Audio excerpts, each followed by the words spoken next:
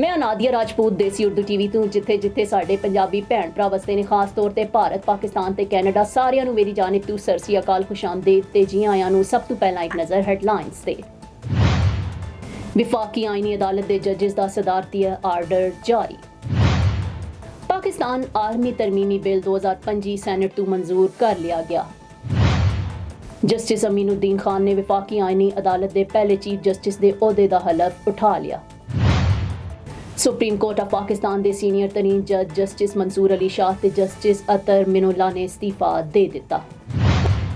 ਹੁਣ ਵੱਡੀਆਂ ਖਬਰਾਂ ਦੀ ਤਫਸੀਲ ਦੀ ਜਾਣਨੀ।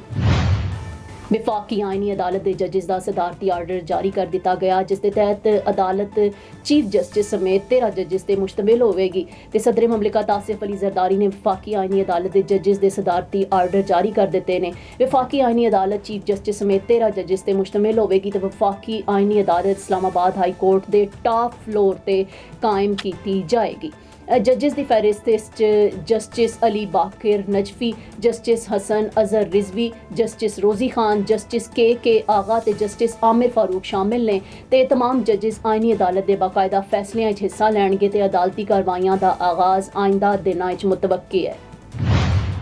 ਪਾਕਿਸਤਾਨ ਆਰਮੀ ਤਰਮੀਮੀ ਬਿੱਲ 2025 ਸੈਨੇਟ ਤੋਂ ਮਨਜ਼ੂਰ ਕਰ ਲਿਆ ਗਿਆ ਤੇ ਪਾਕਿਸਤਾਨ ਫਿਜ਼ਾਈਆ ਤਰਮੀਮੀ ਬਿੱਲ ਤੇ ਪਾਕਿਸਤਾਨ ਨੇਵੀ ਤਰਮੀਮੀ ਬਿੱਲ ਵੀ ਮਨਜ਼ੂਰ ਹੋ ਗਿਆ ਤੇ ਸੈਨੇਟ ਵਿੱਚ ਪਾਕਿਸਤਾਨ ਆਰਮੀ ਤਰਮੀਮੀ ਬਿੱਲ 2025 ਪੇਸ਼ ਕਰ ਦਿੱਤਾ ਗਿਆ। ਇਸਹਾਕ ਡਾਰ ਨੇ ਬਿੱਲ ਪੇਸ਼ ਕੀਤਾ, ਜਿਸ ਦੇ ਬਾਅਦ ਪਾਕਿਸਤਾਨ ਆਰਮੀ ਤਰਮੀਮੀ ਬਿੱਲ 2025 ਸੈਨੇਟ ਤੋਂ ਮੁਤਫਿਕਾ ਤੌਰ ਤੇ ਮਨਜ਼ੂਰ ਕਰ ਲਿਆ ਗਿਆ।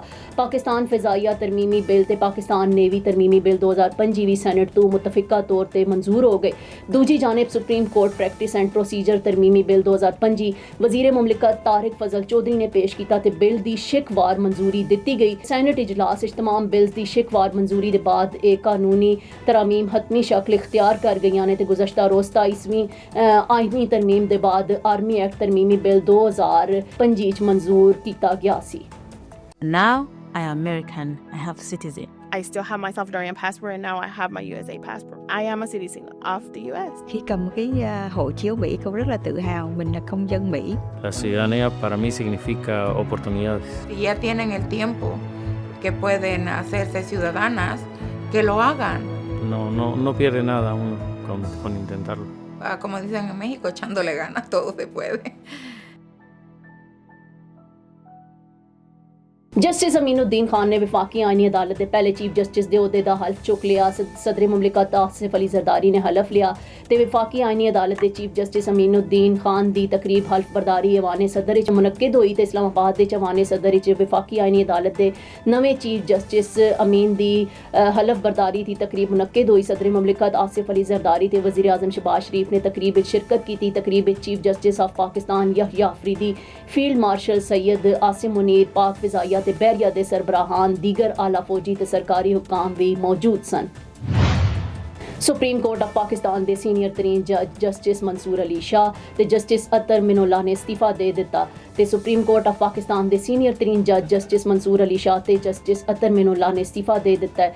ਜਸਟਿਸ ਮਨਸੂਰ ਅਲੀ ਸ਼ਾਹ ਨੇ ਆਪਣਾ ਅਸਤੀਫਾ ਸਦਰ ਮੁਮਲਿਕਤ ਆਸਿਫ ਅਲੀ ਜ਼ਰਦਾਰੀ ਨੂੰ ਭੇਜ ਦਿੱਤਾ ਹੈ, ਜਿਸ ਵਿੱਚ ਕਿਹਾ ਗਿਆ ਕਿ ਮੈਂ ਇਦਾਰੇ ਦੀ ਇੱਜ਼ਤ, ਈਮਾਨਦਾਰੀ ਤੇ ਦਿਆਨਤ ਦੇ ਨਾਲ ਬੜੀ ਖਿਦਮਤ ਕੀਤੀ ਹੈ। ਜਸਟਿਸ ਮਨਸੂਰ ਨੇ ਆਪਣੇ ਅਸਤੀਫੇ 'ਚ ਮਜ਼ੀਦ ਲਿਖਿਆ ਕਿ ਮੇਰਾ ਜ਼ਮੀਰ ਸਾਫ਼ ਹੈ, ਮੇਰੇ ਦਿਲ 'ਚ ਕੋਈ ਪਛਤਾਵਾ ਨਹੀਂ ਹੈ। ਮੈਂ ਸੁਪਰੀਮ ਕੋਰਟ ਦੇ ਸੀਨੀਅਰ ਤਰੀਨ ਜੱਜ ਦੀ ਹਸੀਅਤ ਤੋਂ ਅਸਤੀਫਾ ਪੇਸ਼ ਕਰਦਾ। ਉਹਨਾਂ ਨੇ 27ਵੀਂ ਆਈਨੀ ਤਰਮੀਮ ਨੂੰ ਆਈਨੇ ਪਾਕਿਸਤਾਨ ਤੇ ਹਮਲਾ ਕਰਾਰ ਦਿੰਦੇ ਹੋਇਆਂ ਕਿਹਾ ਕਿ ਇਸ ਦੇ ਜ਼ਰੀਏ ਸੁਪਰੀਮ ਕੋਰਟ ਤੇ ਕਾਰੀ ਜ਼ਰਬ ਲਾਈ ਗਈ ਹੈ। ਤਰਮੀਮ ਤੋਂ ਇਨਸਾਫ ਆਮ ਆਦਮੀ ਤੋਂ ਦੂਰ ਤੇ ਕਮਜ਼ੋਰ ਤਾਕਤ ਦੇ ਸਾਹਮਣੇ ਬੇਬਸ ਹੋ ਗਿਆ। ਜਸਟਿਸ ਮਨਸੂਰ ਅਲੀ ਸ਼ਾਹ ਨੇ ਇਹ ਵੀ ਕਿਹਾ ਕਿ 27ਵੀਂ ਆਈਨੀ ਤਰਮੀਮ ਤੋਂ ਮੁਲਕ ਦੀ ਮਾਹਿਰ ਆਲਾ ਤਰੀਨ ਅਦਾਲਤ ਨੂੰ ਤਕਸੀਮ ਤੇ ਇਸ ਦੀ ਆਜ਼ਾਦੀ ਪਾਮਾਲ ਕਰਨੇ ਕਿ ਮੁਲਕ ਨੂੰ ਢਾਈਆਂ ਪਿੱਛੇ ਧਕੇਲ ਦਿੱਤਾ ਹੈ। ਮੈਂ ਇਹੋ ਜਿਹੀ ਅਦਾਲਤ ਵਿੱਚ ਹਲਫ ਦੀ ਪਾਸਦਾਰੀ ਨਹੀਂ ਕਰ ਸਕਦਾ ਜਿਸ ਦਾ ਆਈਨੀ ਕਿਰਦਾਰ ਛਿਨ ਲਿਆ ਗਿਆ ਹੋ।